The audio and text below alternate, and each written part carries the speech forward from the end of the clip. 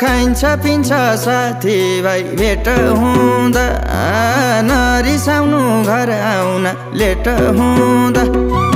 खाइन्छ पिन्छ साथीभाइ भेट हुँदा